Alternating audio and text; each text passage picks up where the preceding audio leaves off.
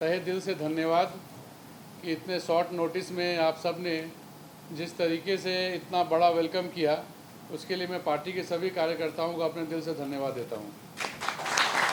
यहाँ मेरे बगल में पार्टी के प्रदेश अध्यक्ष मुनिंदर जी बैठे हुए हैं, यूथ के चीफ जनरल सेक्रेटरी श्रीमन जी, और आज मेरा यहाँ आने के पीछे एक विशेष मकसद था।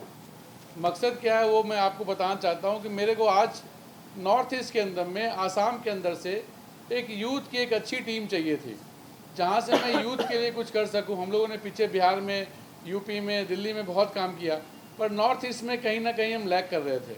आज आप लोगों के सामने हम स्टेट का स्टेट प्रेसिडेंट ज्वाइन कराएंगे, स्टेट का चीफ जनरल सेक्रेटरी ज्वाइन कराएंगे। उससे पहले मैं अपने बारे में, अपनी पार्टी के बारे में, कई लोग हो सकता है ना जानते हो, तो मैं बताना चाहता हूँ। मेरा नाम प्रणब कुमार है। मैं युवा लोक जनशक्ति पार्टी रामविलास का राष्ट्रीय अध्यक्ष हूँ। साथियों, इस पार्टी का गठन 28 नवंबर 2000 को हम सब के नेता स्वर्गीय रामविलास पासवान साहब ने दिल्ली में किया था। दिल्ली में रामलीला मैदान में किया था। उनकी सिर्फ एक सोच थी। उनकी सोच थी कि जितने गरीब, दलित, अल्पसंख्यक जितने लोग हैं, इन सब लोगों के लिए सहानुभूति इकट्ठा करना, इनके लिए काम करना, इनके लिए जो बन पड़े वो करना। वो हमेशा कहते थे कि अगर अमीर और गरीब की लड़ाई होती है तो हमेशा गरीब का साथ दो, क्योंकि अमीर का साथ देने वाले बहुत लोग हैं। औरत और मर्द में अगर कभी लड़ाई होती है तो हमेशा औरत का साथ दो, क्योंकि मर्द हमेशा मजबूत होता है, औरत को हमेशा कमज़ोर माना जाता है, इसलिए हमेशा औरत का साथ दो। साथियों, आज आप जब देखते हैं पूरे देश में, दो तीन बातें मैं उनकी बताना चाहता हूं आपको। आज जब आप देखते हैं कि पूरे देश में बाबा साहब भीमराव अंबेडकर के लिए लड़ाई होती है, ये हमारे हैं, ये हमारे हैं, ये हमारे हैं। मैं इन सब से पूछना चाहता हूं जो बाबा साहब अंबेडकर को अपने आदर्श, अपना गुरु मानते हैं, मैं उन सबको बताना चाहता हूं कि उनकी एक तस्वीर लोकसभा में नहीं थी। हमारे नेता स्वर्गीय रामविलास पासवान साहब ने अपने हाथों से उनकी तस्वीर लोकसभा में पहली बार लगाई।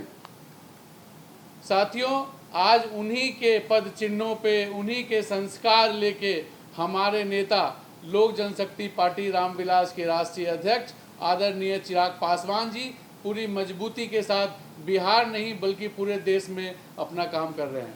साथियों, मैं आपसे पूछना चाहता हूं कि बिहार, आसाम, मणिपुर, नागालैंड, यहाँ का जो यूथ है, ये यहाँ का यूथ अनएम्प्लॉयड क्यों है? यहाँ का यूथ दिल्ली क्यों जाता है? यहाँ का यूथ बॉम्बे क्यों जाता है? यहाँ का यूथ बेंगलोर क्यों जाता है? क्या आसाम के यूथ को आसाम में नौकरी नहीं मिल सकती? क्या बिहार के लड़के को बिहार में नौकरी नहीं मिल सकती? ज़रूरत है एक परिवर्तन की, और वो परिवर्तन कहाँ से होगा? वो परिवर्तन होगा आप सब जो यूथ आज यहाँ आए हैं, आज जो हमारे पार्टी में जुड़ रहे हैं, आपको यहीं से खड़ा होना पड़ेगा, आपको यहीं से संघर्ष करना पड़ेगा और आगे बढ़ना पड़ेगा। जब आप यहाँ से पहली बार यहाँ से आवाज़ उठाओगे तभी ये आवाज़ दिल्ली तक पहुँचेगी। नहीं तो जिस तरीके से आज ये पलायन, वो प्रदेश चाहे नॉर्थ ईस्ट का प्रदेश हो, वो चाहे हमारा बिहार प्रदेश हो, सब जगह यही हालात हैं। लोग पलायन को मजबूर हैं। अच्छे पढ़े लिखे लड़के, MBA MCA किए हुए लड़के 12-12, 15-15 हज़ार की नौकरी के लिए दिल्ली और बॉम्बे भटक रहे हैं। साथियों, मैं बताना चाहता हूं कि हमारे नेता लोक जनशक्ति पार्टी रामविलास के राष्ट्रीय अध्यक्ष चिराग पासवान साहब ने संसद भवन में एक बात उठाई थी, और उसी बात की शुरुआत मैं यहाँ से करना चाहता हूँ, आसाम से। मैं ये सरकार से कहना चाहता हूँ कि महिलाओं के लिए महिला कमीशन हो सकता है, बच्चों के लिए चाइल्ड कमीशन हो सकता है, तो युवाओं के लिए यूथ कमीशन क्यों नहीं हो सकता है? साथियों, आज से लोक जनशक्ति पार्टी रामविलास का जो यूथ ब्रिगेड है, जो आसाम का यूथ ब्रिगेड है, वो युवा कमीशन पे काम करेगा। साथियों, सब कुछ है, महिलाओं के लिए कमीशन है, बच्चों के लिए कमीशन है, तो यूथ के लिए कमीशन क्यों नहीं है? अगर यूथ का कमीशन होता तो यूथ का कमीशन क्या है मैं बता दूं थोड़ा आपको। जैसे महिलाओं और बच्चों के कमीशन है, वैसे यूथ कमीशन की हम बात करते हैं। हमारे राष्ट्रीय अध्यक्ष ने बात की यूथ कमीशन की। यूथ कमीशन क्या है कि जो स्टेट से जो बच्चा, जो यूथ जिस स्टेट से बिलोंग करता है, उसकी प्रॉपर एक कमेटी बने, उसका प्रॉपर एक मिनिस्टर हो, जो उनकी लोगों की उनका पूरा डॉक्यूमेंटेशन, पूरा बायोडाटा उनके पास इकट्ठा हो कि आसाम प्रदेश से हमारे पास कितने लड़के हैं जिनकी क्वालिफिकेशन क्या है, कितने एमबीए हैं, कितने ग्रेजुएट्स हैं, कितने डॉक्टर्स, जिनका क्वालिफिकेशन क्या है, उनको हम आसाम में ही रह के बेहतर रोजगार कैसे दे सकें। अगर एक ऐसा सिस्टम बनता है तो मेरे को लगता है कि पूरे देश में अगर यूथ कमीशन आ जाए तो मेरे को लगता है कि कोई भी यूथ को, कोई भी नौजवान को अपने प्रदेश छोड़ने के लिए बाध्य होने की ज़रूरत नहीं पड़ेगी। तो आज मैं अपने प्रदेश अध्यक्ष, मैं अपने यूथ जनरल सेक्रेटरी श्रीमन को कहूँगा कि आज के बाद आप जब भी कोई बैठक करें, जब भी आसाम में किसी यूथ को जोड़ें, तो आप उसको यूथ कमीशन के बारे में ज़रूर बताएं। आप उसको बताएं कि आपका पॉलिटिक्स में आना क्यों इम्पोर्टेंट है। सिर्फ बाहर खड़े होकर कह देना कि नेता चोर है, नेता ये है, पॉलिटिक्स में कुछ हो नहीं रहा, एडमिनिस्ट्रेशन में कुछ हो नहीं रहा, सिर्फ कुछ हो नहीं रहा कह देना से आपका काम नहीं चलेगा। आपको इस पॉलिटिक्स में आना पड़ेगा। पॉलिटिक्स में आके इस समाज को सुधारने में आपका एक योगदान आपको देना पड़ेगा। साथियों, मैं कहता हूं कि आज शुरुआत है। हमारे मेन बॉडी के अध्यक्ष जी, इनकी ज्वाइनिंग में भी 6 महीने पहले ही हुई है, पर ये पूरी मेहनत से आसाम में अपनी टीम को बना रहे हैं। मैं यूथ की टीम को आज के बाद से ये कहना चाहता हूं कि जब आप आज यूथ बनो तो आप घर घर तक पहुंचो, हर घर तक पहुंचो। अपने नेता स्वर्गीय रामविलास पासवान जी का विजन, उनका विजन था जब वो मंत्री थे, उन्होंने उस टाइम एक बात कहा, जब वो कम्युनिकेशन मंत्री थे तो उन्होंने एक बात कहा था कि मैं एक ऐसा समय देखना चाहता हूं जिस समय बैगन के भाव पे मोबाइल बिके। उस समय लोगों ने बड़ा उपहास बनाया था, लोग बड़े हंस रहे थे कि रामविलास साहब क्या बात कर रहे हो, जहाँ 36 रुपये इनकमिंग है, 30 रुपये आउट गोइंग है, वहाँ बात कर रहे हो कि बैगन के भाव में मोबाइल। आज का वो दिन, आज हर गरीब के आदमी में हाथों में, हर लोगों के हाथों में मोबाइल है। क्यों? उन्होंने एक सोच उस टाइम ऐसी सोच पैदा की थी और आज उस सोच का रिजल्ट आ रहा है कि हर घर में, हर रिक्शे ठेले वाले के पास मोबाइल है। तो ऐसी सोच के साथ हमें यहाँ से स्टार्ट करना है। मैं जितने भी युवा यहाँ पे आए हैं, मैं उनसे रिक्वेस्ट करूँगा, मैं उनसे आग्रह करूँगा कि जो समय आप समाज के लिए निकाल सकें, जो समय आप अपने लोगों के लिए निकाल सकें, उस समय को निकालें। यूथ कमीशन के लिए यहाँ आवाज़ उठाना शुरू करें। यूथ कमीशन होना चाहिए। यूथ कमीशन के फ़ायदे क्या हैं, उसकी पूरी ड्राफ्टिंग हो रखी है, वो मैं प्रदेश अध्यक्ष जी को भी भेज दूंगा, आप लोगों को भी किसी न किसी माध्यम से भेज दूंगा, सो दैट कि यूथ कहीं ना कहीं तो स्टार्टअप करे, कहीं ना कहीं तो शुरू करे। आपको मैं बता दूं, युवा कहना बड़ा आसान है। जब हम कहते हैं कि युवा को रीढ़ की हड्डी कही जाती है, रीढ़ की हड्डी क्यों कही जाती है? क्योंकि ये जो पूरा शरीर है, ये इस रीढ़ पे ही डिपेंडेंट है। अगर ये रीढ़ खत्म हो जाएगा तो ये पूरा शरीर गिर जाएगा। साथियों, इतिहास गवाह है। अगर रामायण काल की भी हम बात करें तो भगवान पुरुषोत्तम राम ने जब रावण का वध किया था, उस वक्त वो युवा थे। सन 1857 में अगर आज़ादी की कोई पहली गोली चलाई तो वो मंगल पांडे थे, वो युवा थे। सन 1947 में जितने भी आज़ादी में लोग शहीद हुए, अशफाक उल्लाह खान, शहीद भगत सिंह, जितने भी ये क्रांतिकारी लोग थे, वो सब युवा थे। 1947 से लेके अब तक सीमा पे जितने लोग मारे गए, वो चाहे चाइना के साथ हो, वो चाहे पाकिस्तान के साथ जो वॉर हो, उसमें जितने भी सैनिक मारे गए, उसमें ज़्यादातर युवा थे। इन सब चीज़ों के बाद आपको इस समझ में आ जाना चाहिए कि युवाओं की भागीदारी इस देश, इस समाज के लिए कितनी इम्पोर्टेंट है। आज मैं बड़े शॉर्ट नोटिस पे आया था, पर मैं उम्मीद करता हूँ कि आने वाले, मैंने इनको बताया कि 4 महीने के बाद एक यूथ का एक बड़ा कन्वेंशन हम आसाम में करेंगे, जिसमें यूथ कार्यकर्ता पूरे आसाम के हर डिस्ट्रिक्ट से यहाँ मौजूद होंगे।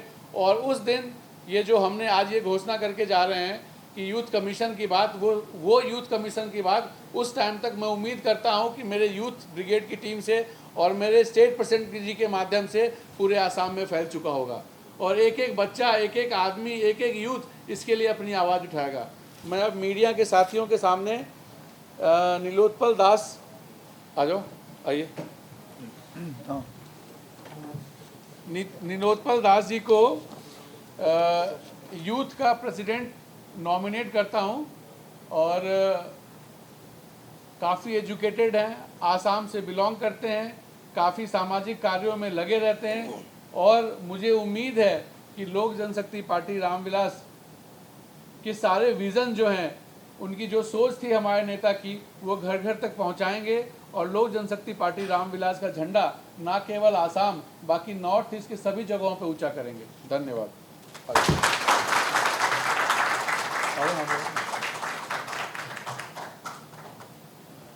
और इसी क्रम में लक्षित दास जी को, जो कि by profession he is a physiotherapist, but इनका इंटरेस्ट है पॉलिटिक्स में आने का, इनका इंटरेस्ट है समाज के लिए कुछ करने का, इनका इंटरेस्ट है कि जो हमारे लोग हैं, अरे हम समाज बड़े तबके के लिए कुछ नहीं कर सकते, लेकिन जो समाज में अपने इर्द गिर्द 10, 20, 50 लोग घूम रहे हैं उनके लिए तो कुछ करें।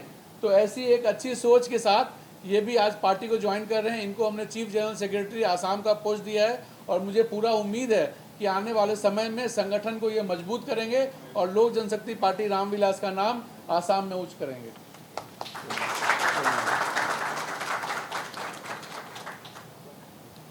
अब किसी मीडिया साथी को कुछ पूछना हो तो बता दें। आपको कि हमारे नेता स्वर्गीय रामविलास पासवान साहब और उनके पुत्र चिराग पासवान साहब, जो अभी हमारे राष्ट्रीय अध्यक्ष हैं और जमुई से सांसद हैं, हमारे नेता हमेशा कहते थे कि गरीबों की आवाज़ उठाओ, शोषितों की आवाज़ उठाओ, वंचितों की आवाज़ उठाओ, अल्पसंख्यकों की आवाज़ उठाओ।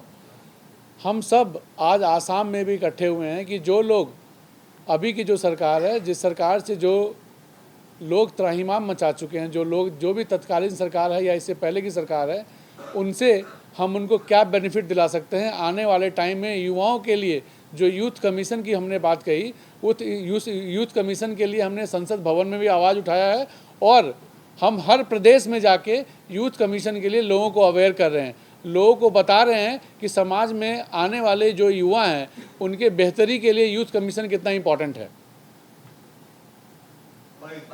जी, अभी 2024 में एमपी इलेक्शन आया, अब का जो प्रेजेंस होते हैं, हम इलेक्शन का आगे का टाइम पे होते हैं, पहले आप लोगों का कोई इसमें कोई प्रॉब्लम के लिए प्रेस को भी नहीं बुलाया है, शायद प्रॉब्लम हो सकते हैं, लेकिन ये आपका जो आगामी का इलेक्शन होगा उसका वजह है क्या?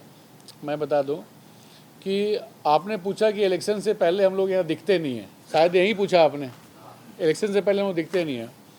तो मुझे बोलने में कोई मतलब शर्म महसूस नहीं होती है कि नॉर्थ ईस्ट में जो आसाम की बात है, आसाम हमेशा से हमारा एक कमज़ोर पार्ट रहा है, जिसको हम हमेशा डेवलप करने की कोशिश करते हैं कि नहीं हमारा ये आसाम डेवलप हो। बीच में हमारा आसाम बहुत डेवलप भी हुआ, लेकिन आपने जानते हैं कि बीच में पार्टी दो भाग में बट गई, लोक जनशक्ति पार्टी और लोक जनशक्ति पार्टी रामविलास दो हो गई। जब हमारे नेता के जो चाचा जी हैं वो मंत्रालय मंत्री पद बनने के लिए उन्होंने जब पार्टी का साथ छोड़ा, उस वक्त यहाँ के काफ़ी सारे लोग टूट के उधर चले गए। लेकिन मैं आपको विश्वास दिलाता हूँ कि जिस मजबूती से हम बिहार, यूपी, दिल्ली में काम कर रहे हैं, इतनी ही मजबूती से हम नॉर्थ ईस्ट में भी काम करेंगे। नॉर्थ ईस्ट का एक बहुत बड़ा एग्जाम्पल मैं आपको दूंगा कि मणिपुर में हमारे खुद के लोक जनशक्ति पार्टी के मिनिस्टर भी थे और एमएलए भी थे, जिनका नाम करम श्याम था, जो इसी पार्टी को ज्वाइन किया और इसी पार्टी से हमने उनको वहाँ असेंबली जिताया और उनको मिनिस्टर भी बनाया। तो हमारा पूरा प्राइम फोकस है कि यूथ को आगे करके नॉर्थ ईस्ट में, क्योंकि मैं जो देख पा रहा हूँ वहाँ मैं देख रहा हूँ कि यूथ कहीं ना कहीं वो बिहार का हो या नॉर्थ ईस्ट का हो, कहीं ना कहीं सफ़र कर रहा है। शायद यही एक रीज़न था कि मैं इस टाइम को निकाल के मैंने यूथ को यहाँ स्टार्टअप किया है कि आगने वाले टाइम में यूथ यहाँ स्ट्रांग हो, पार्टी डेवलप हो और हम आगे इलेक्शन में कुछ कंटेस्ट कर सकें। क्या मांग के तो मेरे को नहीं पता, और बीजेपी ने क्या कहा कि 1 लाख नहीं। हमने अभी 2 चुनाव में, 2 विधानसभा के चुनाव थे बिहार में, जहां हमने बीजेपी को सपोर्ट किया है।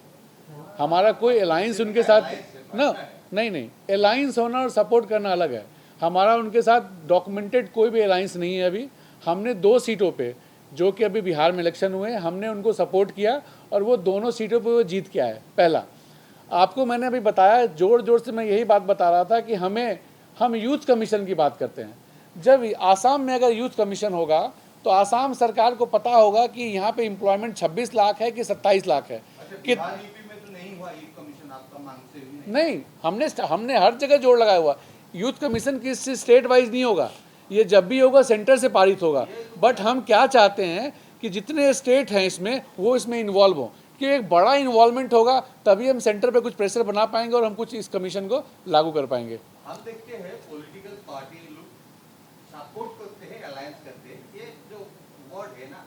ये ट्रिकी वर्ड है। नहीं, ट्रिकी वर्ड नहीं कह सकते सर। इसमें इतना ट्रिक क्यों? खुला खुला बीजेपी को सपोर्ट करना है और अपोज करना नहीं है। नहीं, यही बात होती है। मैं बताता हूँ सर आपको, इसके पीछे रीज़न है। हमने बीजेपी को क्यों सपोर्ट किया? आपको पता है कि हमारे बिहार में किसी से कोई लड़ाई नहीं है, नीतीश कुमार से हमारी कोई दुश्मनी नहीं है। हमारा जो डिफरेंसेज उनके साथ है वो सिर्फ नीतियों का है, जो उनके काम करने की शैली है, जो उनका विचारधारा है, जो उनकी सोच है लोगों के लिए, सिर्फ उसकी लड़ाई है। उनकी जो नीयत और नीति है उससे लड़ाई है हमारी। हमारा नीतीश कुमार से कोई लड़ाई नहीं है। हमें लगता है कि जो नीतीश कुमार को, लालू यादव को, तेजस्वी यादव जो एक टीम बन के वहाँ पे जो जंगल राज 2, जंगल राज 3 कायम कर रहे हैं, उस जंगल राज को ख़त्म करने के लिए ना केवल भाजपा, हमारे खुद के राष्ट्रीय अध्यक्ष रोज़ पूरे बिहार भ्रमण के दौरे पे, जैसा आप यूट्यूब और चैनलों पे देखते होंगे कि जो क्रेज आजकल ना केवल बिहार बल्कि हिंदुस्तान का हर एक युवा चिराग पासवान का अगर नाम ले रहा है तो सिर्फ वो उनकी मेहनत की वजह से ले रहा है। और मैं आपको फिर बताऊं कि यूथ, हमने अगर भाजपा को अभी 2 जगहों पे सपोर्ट किया है तो सपोर्ट के पीछे सिर्फ रीज़न ये है कि हमने उनको बताया कि जो बिहार फर्स्ट, बिहारी फर्स्ट का एक विज़न हमने बिहारियों के लिए बनाया है कि बिहार फर्स्ट हो और बिहारी फर्स्ट हो।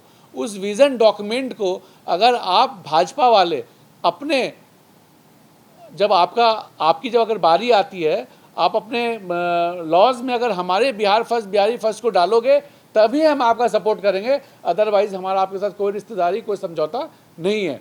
उन्होंने कहा है कि जब भी भाजपा की सरकार बने, लोजपा की सरकार बने, हम बिहार फर्स्ट और बिहारी फर्स्ट के विज़न को ज़रूर शामिल करेंगे। हमें बिहार के बेहतरी के लिए करना है सर, बिहार फर्स्ट के विज़न डॉक्यूमेंट को साइन करना है। आपका पार्टी 2 भाग हो गया है जी जी जी। तो आपका खुद का जो यूनिटी है वो नहीं बना पाया अभी। हाँ, सर, पार्टी का अंदर भी इंटर कॉन्फ्लिक्ट है। और असम में आया, चिराग पासवान जी को हम आदर करता हूँ, जी, वो लीडर है, आप भी लीडर है, जी आपको भी रेस्पेक्ट करके बोला। जी। अगर पार्टी का मजबूती होने से क्या होता है, जनता का उम्मीद जागती है, जी उसका फॉलो करता है।